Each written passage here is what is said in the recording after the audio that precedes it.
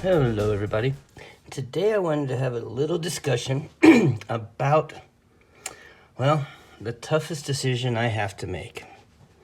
That's right. This is a tough one.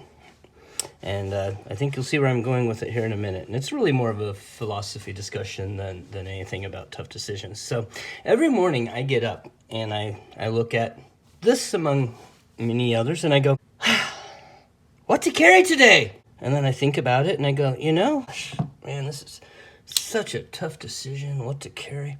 And then I was thinking about this and I came to the realization that I've somehow intentionally made my life more difficult and more complicated. And well, you might think, why would you want to do that? The more I thought about it, the more I came to the realization that by making the start of my day include the toughest decision I'll have to make that whole day, I've made my life pretty decent. And so really my point is that by making this what I agonize over, rather than the work day, what I'm going to be doing, who's, what, where, when, all of that stuff, I've actually been able to take control and focus my anxieties, my control issues, if you would, or any other type of thing you want to think about that kind of goes with that. I've been able to take that and control when and where those feelings occur. And by making this the toughest decision of my day, I make my day that much easier. And so I'd kind of like to throw it out there that maybe people should consider making the choices that they have control over and make ones that challenge them. And that way, the rest of the problems they face on a daily basis will seem to them to be that much easier. So let's have a little discussion here about these knives. I just grabbed some of my higher end knives, or pretty much probably all of my higher end knives, and decided to bring them out here and kind of play show and tell too, just because it's fun. Let's start on the bottom row here. This is the Tucson 65. It is a titanium M390 full integral with carbon fiber inlays, and excellent fit and finish, excellent execution, rivaling anything on here. So I thought I should include it, even though it's not the priciest knife. It's still not necessarily cheap, being full integral, and I like it a lot. So that's number one today.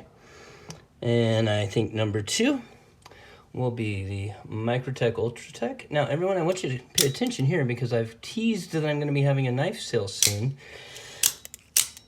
This guy's a little big for me. I tend to actually grab my UTX 80, and you might see this pop up available. And if you know how I do my sales, you know the price will be a good one.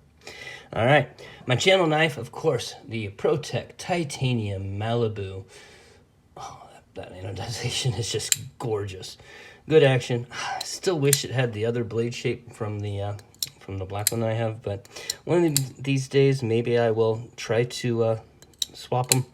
I just worry about damaging or ruining either one of them because they're such great knives, and I don't want to have that happen. Next, we have another ProTech, the ProTech Magic. This is the Whiskers Magic, and I have it out there because this thing finds its way in my pocket more often than you guys see if you watch on Instagram or anything.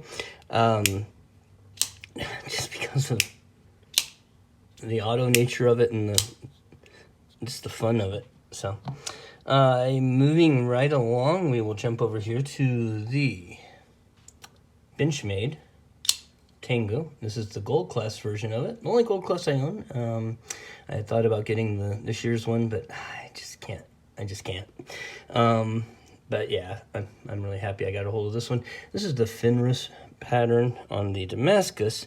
And I don't know if you all can see pareidolia like I do, but doesn't that look like a wolf laying down? I mean, right there you got the nose, you got the eyes, you got the ears, you got the front paws and the back body. Yep. And doesn't that look like a wolf howling? Just saying. Anyway, so the Fenris pattern. It's pretty cool. Moving right along. We have the Spyderco smock. I had to put a Spyderco up here because I have a bunch of them, and this is the one I tend to carry most.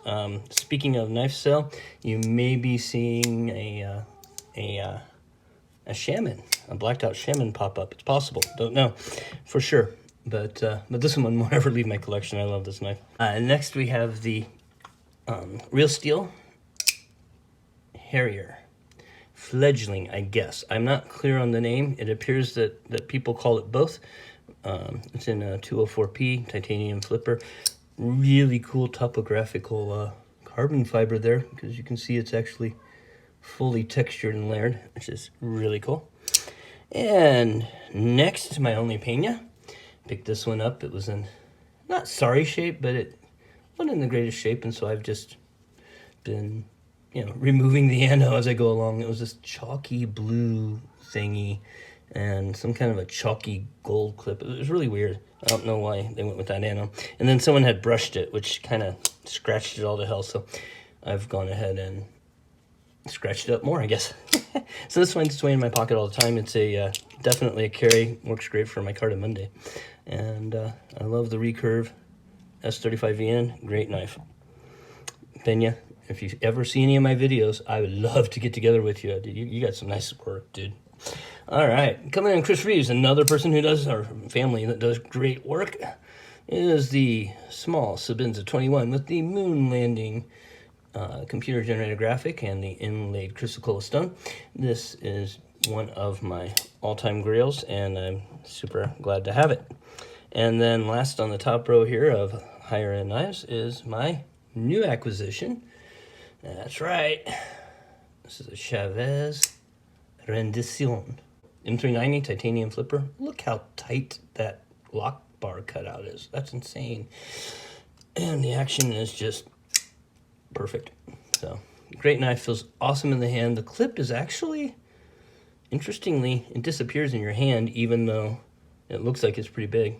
And the overall knife is actually a little bit smaller than I kind of thought it was, but I really like it. It's in my pocket now quite frequently, although I'm trying to be careful. The stone-washed titanium seems to be doing really, really good at not picking up snail trails, unlike some of my other titanium knives. You can kind of see it there, or on this one.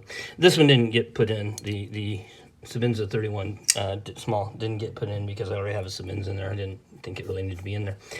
All right, everybody. So this is the toughest decision I have to make on a daily basis, and I have intentionally made it so for the purpose of making the rest of my life that much easier. And so philosophically, I'd like to just throw it out there that taking control of what's difficult in your life and making it actually kind of fun will make your life a lot happier. And that's what I've tried to do here. So I hope you all have an absolutely wonderful day. This has been Patrick. Bye.